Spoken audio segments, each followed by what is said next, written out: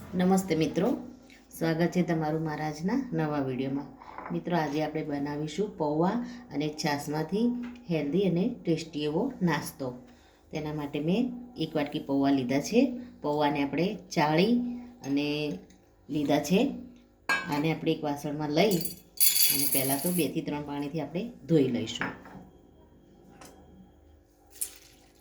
આપણે પૌવાને 2 થી 3 પાણીથી સારી રીતે ધોઈ દીધા છે.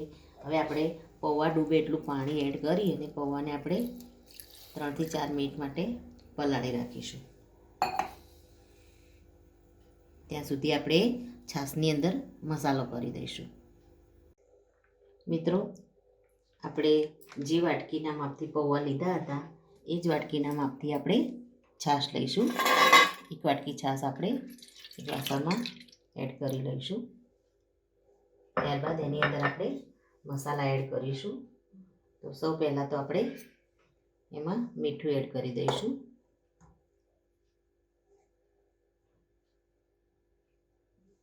ત્યારબાદ આપણે એમાં હળદર એડ કરીશું. ધાણા જીરું મસાલો છે એ એડ કરીશું આપણે 2 ચમચી. 2 ચમચી જેટલું આપણે મીડિયમ તીખું મરચું લઈશું. ત્યારબાદ 1 ચમચી આપણે ગરમ મસાલો લઈ લઈશું. હવે આને આપણે ચમચીની મદદથી સારી રીતે પહેલાં તો હલાવી લઈશું.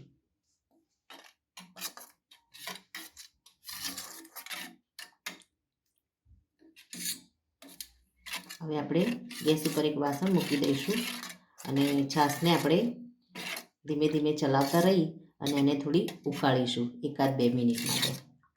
આપણે ગેસ ઉપર વાસણ મૂકી દીધું છે. એમાં આપણે જે છાશ રેડી કરી છે મસાલા સાથે એને આપણે આની અંદર એડ કરી દઈશું અને ગેસને આપણે ફૂલ રાખીશું અને છાશને આપણે 1-2 મિનિટ માટે ઉભરો આવે ત્યાં સુધી થોડી ઉકાળીશું. મિત્રો, પૌવા તો આપણે રેગ્યુલર બનાવતા જ હોઈએ છીએ, પણ જો આ રીતે તમે પૌવાનો નાસ્તો બનાવશો તો એ ખાવામાં પણ અલગ વેરાયટી લાગશે અને છાશ સાથે એનું કોમ્બિનેશન પણ સારું લાગશે અને ખાવામાં પણ ખૂબ જ મજા આવશે. આપણે ગેસને આપણે ફૂલ રાખી અને પૌવાને છાશને થોડી વાર ઉકાળીશું. અને આ નાસ્તો સવારે કે બપોરે તમે ચા સાથે લઈ શકો છો. બનવામાં પણ એકદમ ઓછા ટાઈમમાં તૈયાર થઈ જાય છે. એટલે તમારે જો નાસ્તાની ઉતાવળ હોય તો ઝટપટ આ રીતે આ નાસ્તો તમે બનાવી શકો છો. આપણે છાશને સારી રીતે 1-2 મિનિટ ઉકાળી લીધી છે. હવે આપણે જે પૌવાને પલાળીને રાખ્યા છે એમાંથી બધું પાણી નીકાળી અને આપણે પૌવાને આની અંદર એડ કરી દઈશું.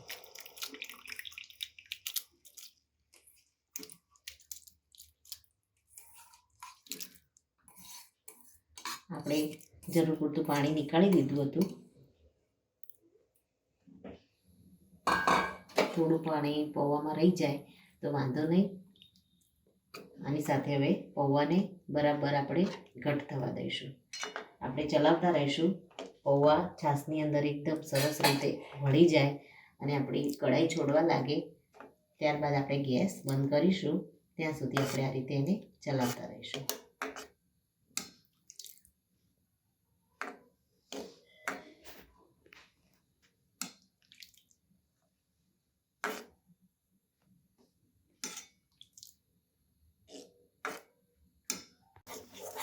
મિત્રો, આપણે કન્ટિન્યુ આ રીતે ચલાવતા રહી એમાંથી બધું જ પાણી અને છાશનો ભાગ એમાં પૌવા થોડા આપણી કઢાઈ છોડવા લાગે ત્યારબાદ આપણે ગેસને બંધ કરી અને આને આપણે થાળીમાં તેલ લગાવી અને પાથરી દઈશું. મિત્રો, તમે જોઈ શકો છો આપણા પૌવા રેડી થઈ ગયા છે. કઢાઈમાંથી પણ છૂટા થઈ રહ્યા છે. હવે આપણે આ સ્ટેજ ઉપર ગેસને બંધ કરી દઈશું અને થાળી પર આપણે પહેલાં તો તેલ લગાવી દઈશું. થાળી પર આપણે પહેલાં તો તેલ લગાવી દઈશું.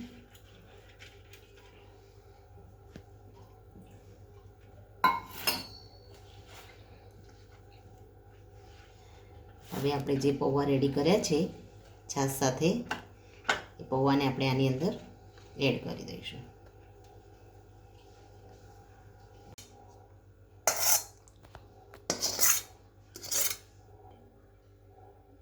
મિત્રો આપણે આ રીતે વાટકી ઉપર પણ તેલ લગાવી દઈશું. આપણે પૌવાને થાળીમાં સરસ રીતે પાથરી દીધા છે. આપણે વાટકી પર તેલ લગાવી અને વાટકીને આ રીતે આની પર પ્રેસ કરી દઈશું હળવા હાથે.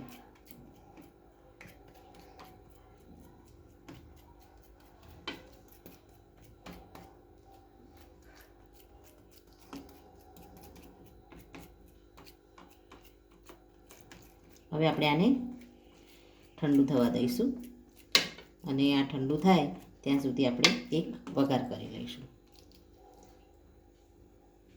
આપણે પૌવાને પાથરી દીધા છે. હવે પૌવા ઠંડા થાય ત્યાં સુધી આપણે વઘાર કરીએ છીએ. તો સૌ પહેલાં એક પેનમાં આપણે રાઈ એડ કરીશું. રાઈ આપણી થોડી તતડે ત્યારબાદ આપણે એમાં તેલ એડ કરીશું. થોડી આપણે રાઈને તતડવા દઈશું.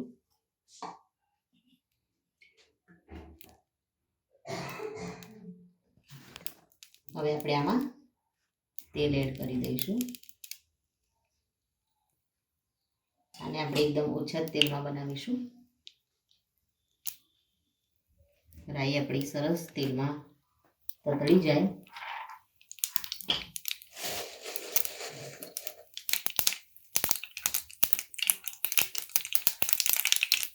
હવે આપણે આમાં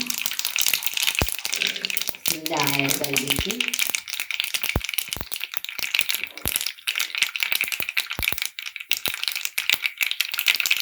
દાણાને પણ આપણે આમાં થોડા ફ્રાય થવા દઈશું. આપણે હવે લીલા મરચાં કટ કરેલા છે એને એડ કરી દઈશું. ત્યારબાદ લીમડાના પાન એડ કરી દઈશું. આપણે સૂકા લીમડાનો ઉપયોગ કરીએ છીએ આની અંદર. ત્યારબાદ આપણે એમાં તલ એડ કરી દઈશું અને ઉપરથી હિંગ એડ કરી દઈશું. તો આપણે વઘારને સારી રીતે ફ્રાય થઈ જાય વઘાર, ત્યારબાદ આપણે જે આપણે પૌવાનું અને છાશનું જે ખીરું પાથર્યું છે થાળી પર, આપણે એની ઉપર વઘારને રેડી દઈશું. તો મિત્રો આપણો વઘાર છે એ રેડી થઈ ગયો છે.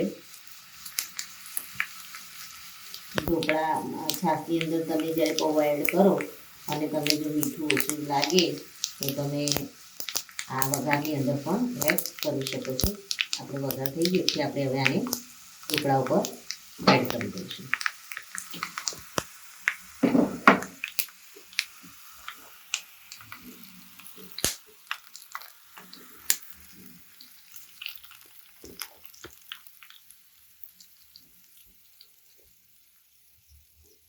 વઘારને આપણે થોડો પાથરી દઈશું. ત્યારબાદ ચક્કાથી આપણે આના પીસ કટ કરી લઈશું.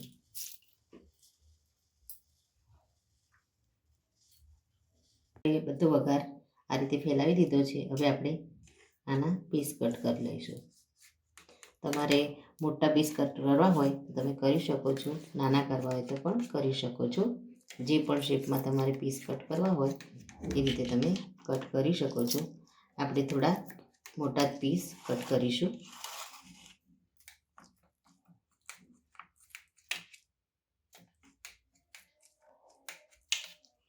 હવે આપણે આને થાળીમાં લઈ અને આપણે આને સર્વ કરી લઈશું. રેડી છે આપણો પૌવા અને છાશમાંથી બનેલો હેલ્ધી અને ટેસ્ટી એવો ઝટપટ તૈયાર થતો નાસ્તો. તમે પણ આ રીતે ઘરે જરૂરથી બનાવો.